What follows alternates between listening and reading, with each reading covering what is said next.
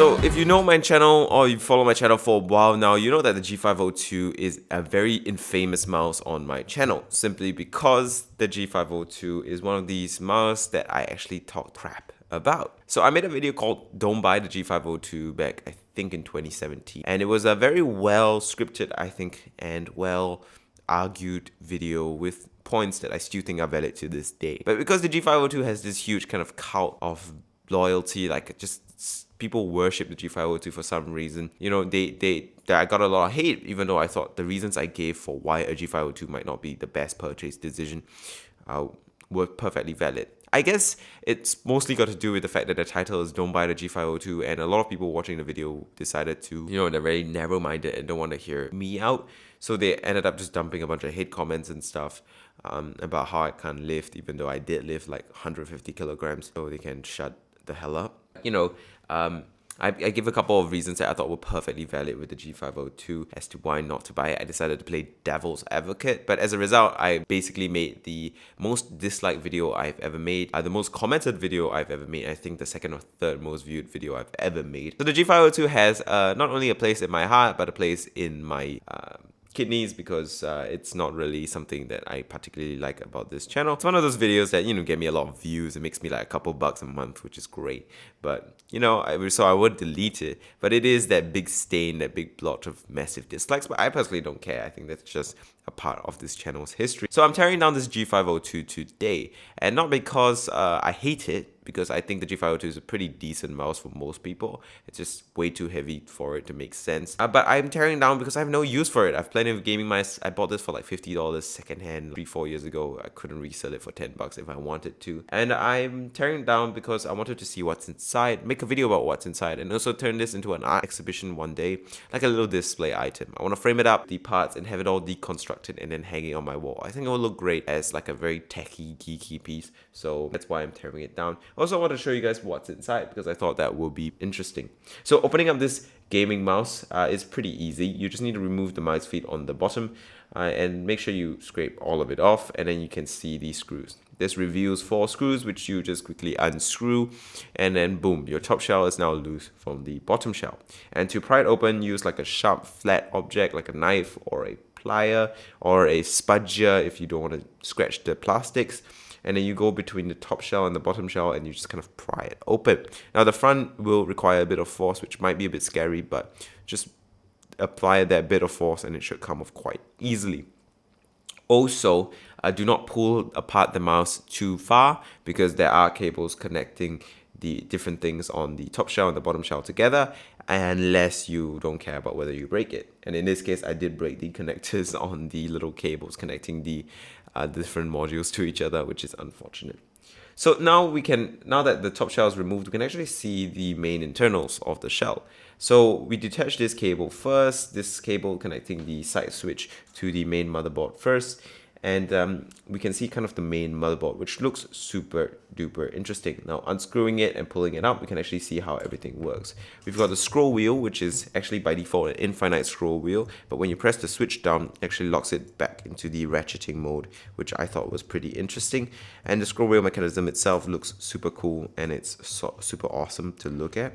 And one thing that I found was super interesting is that on the main motherboard there were these 2 black switches that I couldn't explain the purpose of until I realized that they were used for the side clicking function of the scroll wheel. Like when you rock the scroll wheel left and right, these 2 small black switches will be triggered by that rocking motion through this piece of plastic, which then allowed you to have 2 extra clicks on your scroll wheel.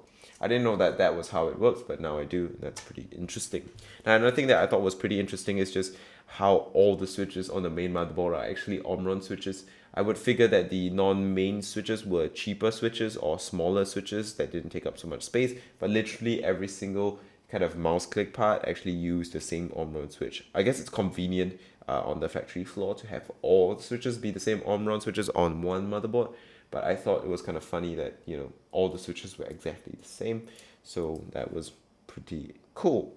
Now if you wanted to see the model number of kind of the mouse switch, it's on the screen right now. It is the D2FC F7N, which is the infamous double clicking mouse switch. But personally, I've never run into a double click issue, so personally I don't know what people mean when they have that.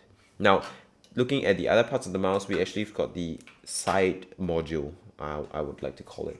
And this is basically the module that attaches to the side of the top shell and gives you the switches. Basically, it's the clicks for the side. So if you know about the G502, it's got 3 buttons on the left side, and it's all got a singular kind of chipset, a little motherboard dedicated to it. And on there, we've got 3 more Omron switches. Now, these are different Omron switches. These are really tiny Omron switches, and they're not as clicky as the main one, and they don't have as much treble, but they do sound a bit different, and they're pretty interesting as well. And these are labeled blue, so that's pretty cool.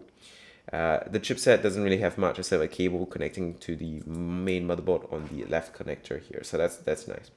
And also on the main motherboard, there is the main USB connector, which is pretty cool. This is the main USB connector. You plug your the USB cable actually goes into here. And if you build a PC before, you realize that the USB connector looks very similar to the USB connector on the computer. Or if you disassemble any mouse or keyboard, you'll realize that this USB connector is pretty international, and this one is pretty standard as to how it would look. So that's nice. Now this bottom connector here actually connects to the bottom module of the mouse, which is where you find the sensor, or the sensor kind of module.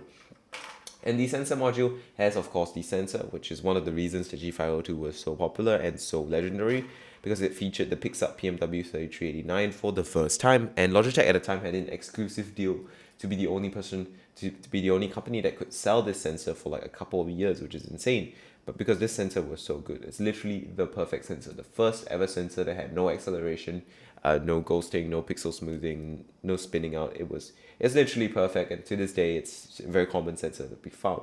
And pretty much every sensor that came after this that was so-called better than this really isn't that much better that you can notice a difference, because this sensor is pretty much perfect. This Pixart PMW3389 was a legendary sensor, and it still is today. Now the Logitech Hero sensor is actually based off the sensor, as well as the Razer mouse sensor that they claim to be perfect as well is also based off the Pixart PMW3389. If I'm not wrong, literally every single mouse sensor in a gaming mouse is made by Pixart, so there's no worries about like which brand is better. It's all made by Pixart, even if it's rebranded as Razer or Logitech. And then we have this cable coming out here that connects it to the main motherboard, obviously. Now on the back of this actually module for the sensor, there's a little chip, and it's the little SoC that actually is used to kind of calculate the data from the sensor, and it looks super cool, like a little spider. That's kind of the internal modules of here. Now let's take a look at the top shell.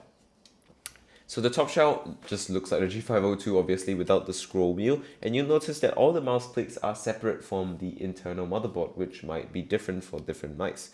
So we got your left click, right click, and everything is just kind of springy and spongy without a mouse click behind them, which is, I thought, pretty interesting to feel and look at. And then you've got the 3 LEDs. You got the 3 LEDs in the side panel, which are illuminated by the 3 LEDs on the side module chipset, you know, the one that indicates DPI, so that's pretty cool.